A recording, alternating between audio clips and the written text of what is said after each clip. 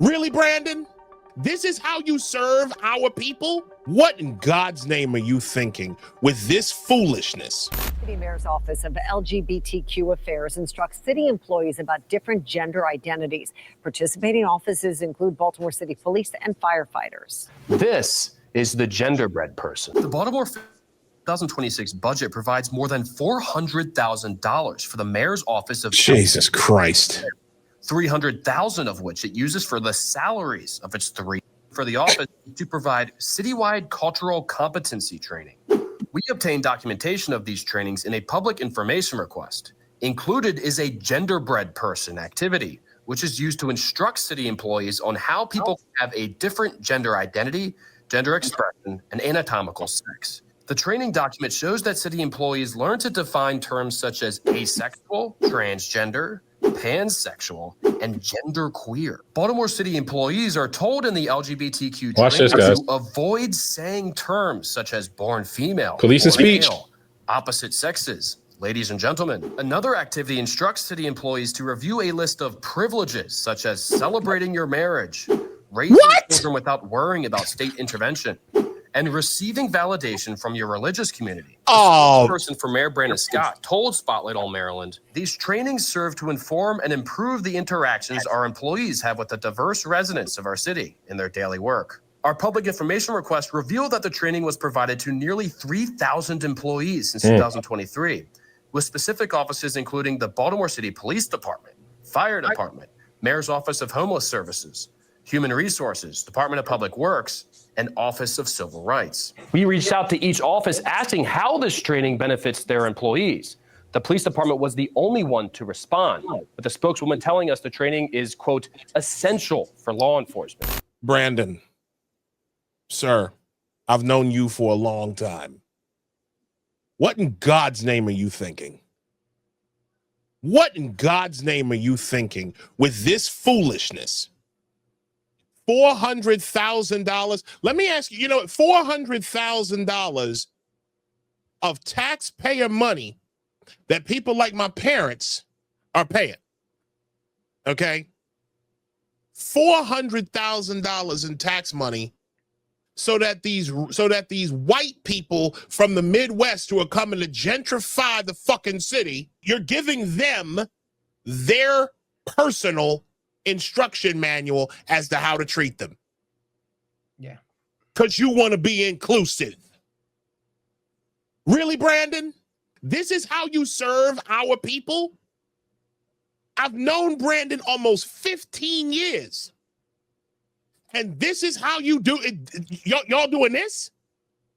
Y'all doing this in city government now. You can't fix a fucking pothole. The last time I was in Baltimore City was a few months ago.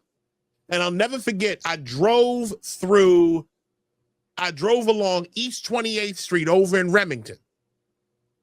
The potholes were ridiculous. You got Druid Park Lake Drive over by Reservoir Hill that still looks like it was bombed out. Are you kidding me with this? You're not even like with all the bike lane nonsense and everything, all these bike lanes that you done gave these white leftists, you done gave these white people the entire city. And it still isn't enough. You've been doing this since 2023. What in God's name is wrong with you? This is not... Matt Johnson is hell bent on vilifying anyone who doesn't. I don't know who Johnson is, but you talking about Brandon? Must be no. You talking about Brandon? Brandon Johnson is the mayor of Chicago. I'm talking. We're talking about Brandon Scott, the mayor of Baltimore City. Okay. The genderbread person is something that. So here's my question. My biggest question. How are the city coffers staying solvent? How are the city coffers staying solvent? And there's a reason why I ask about this. Because I want to know if the city, this is what y'all should be looking into, okay? Because y'all are down there and I'm not. Mm-hmm. I want to know if any city funds are coming from if there are any lines of credit coming from BlackRock, State Street, Vanguard, Grant Thornton, any of these private equity firms, okay? Because what they're doing, this ties into everything else, ESG, environmental, social governance. They probably call it something else like Bridge or EDIJ or something like that, okay? But the bottom line is they're getting their money from somewhere else. They're wasting taxpayer money, but they're keeping the city solvent. They're keeping certain departments solvent, keeping people paid. Mm-hmm. And one of them in the S part, the social part of ESG, is they got to do stupid shit like the Genderbread Person. So somebody's getting paid. Whether it's Brandon, whether it's somebody else, somebody's getting money. And I'm telling y'all need to look into this. Because whenever they do this foolishness, also look into Human Rights Campaign. They do these municipal equality index things. Y'all need to look into that. So I'm gonna tell you this, man. I think Baltimore is America's first communist city. I think it was the inaugural city. I've mentioned here on the show before. I need to keep mentioning it. The communists, when they were starting their campaign and doing a lot of things in the U.S., one of the tools they used was a newspaper. The newspaper was a black newspaper in particular. It was the Afro newspaper that encouraged particularly black folks to be friendly to the Reds. And as a result, I think when you start kind of studying some of that stuff, a lot of the roots of communism are right here in Baltimore City. So one of those, again, communist goals is to raise kids away from the parents, promote alternative lifestyles. And what do we see right here in government with this Genderbread Person? But Tyrone, I want to get your reaction, man. I mean, forget stopping crime, right? Let's make sure we're using the right pronouns. So go ahead and respond.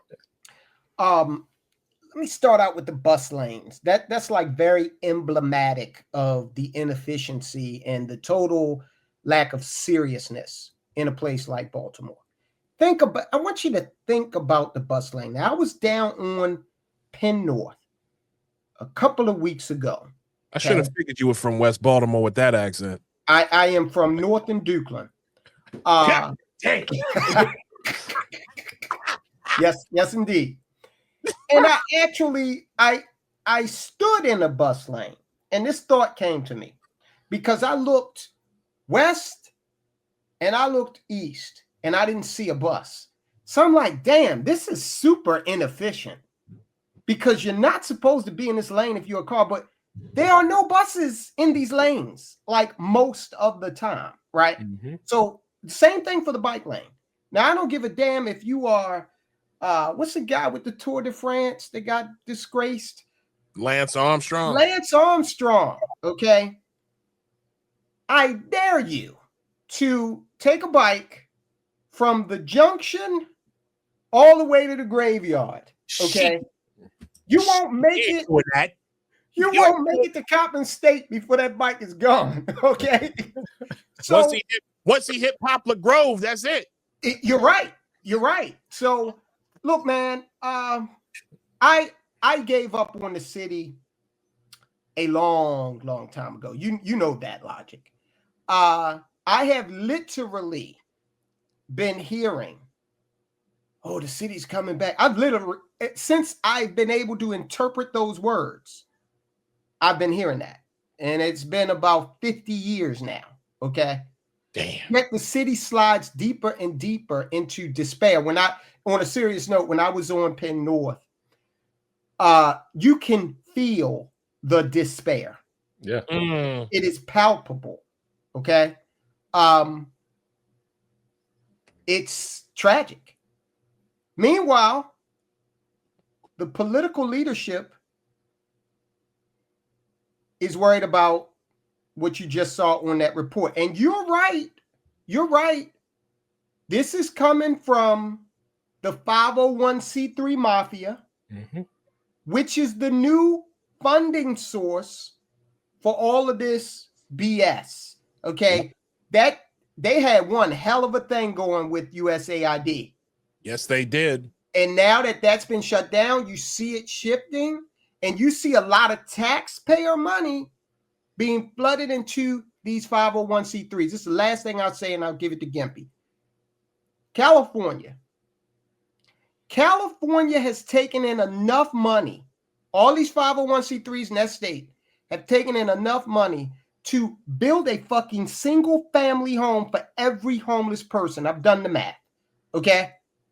But they don't want to solve the problem. They don't. Because if you solve it, you can't get more money. Not only don't they want to solve it, they want to perpetuate it. Democrats always talk in terms of minimums, minimum wage, low-income housing. Whatever the minimum is, that is what they strive for their rank and file, to keep them dependent and to keep them in despair. So they think they got some great white liberal hope out there. And the fact that and the fact that Brandon Scott, who I have much respect for him. Again, I've been a fan of his for quite some time. Like I've seen him. I remember him, you know, like his political career. And it really, really pains me. It disappoints me to see this young brother, who I firmly believe. I'm gonna say this to him. I'm gonna say this about him. I do believe he loves the city. I believe he comes from Baltimore. He's one of us. I do believe that he loves the city. But he mixing up with the wrong fucking people. Like you said, the nonprofits, the private equity, and all them, he mixing up with the wrong people. But that's all they know, man. They're trained into this, right? The communist plan is to, you know, you only really need one generation. But that generation was in the 50s and 60s. Yeah, probably a little earlier than that. So now this stuff is deep seated. This is all these people know. That's why I think it's so hard to break at this point. And then even when, you know, McCarthy was attempting to expose this, right, he was vilified because it is one of those things that's very intangible until it's too late, right? So you don't see this stuff until later and later, but it's up to us to show the warning signs of what's really going on. So Gimpy, $400,000 for gender training. Meanwhile, these kids can't read, man. What is your response to this, man? Again, not new. I'm sorry, dude. This is not new. I worked in the federal government as a contractor for 15 years. You guys in the Coast Guard, you served. You all had equity training. You all had inclusivity training. Whatever they were calling it, it's been here since the 90s. It's requirement minimum annually. Some places make you do it more often than that. But like, dude, this is the invasion that Bezmenov was telling us about in the 80s, man. This is what I mean. Everybody talks like it's not new. We're way down this road. That's why I sound cynical, Isaiah. Not because I want to be cynical, but I feel like everybody keeps talking like this is new. I go through this with the guys every week. If this is the story of the Trojan horse, it seems most people think we're at the point where the thing's been brought inside the gate and maybe the guys are just starting to flow out of the horse and start raiding the city. From where I sit, they've already burnt down half the city. They're marching on the castle in the center of the city, and the nobility is about to be done. Because that's what it looks like to me when they're offing conservatives with no worry and people are cheering it in the crowd caught on video. And then forget about motives of the shooter.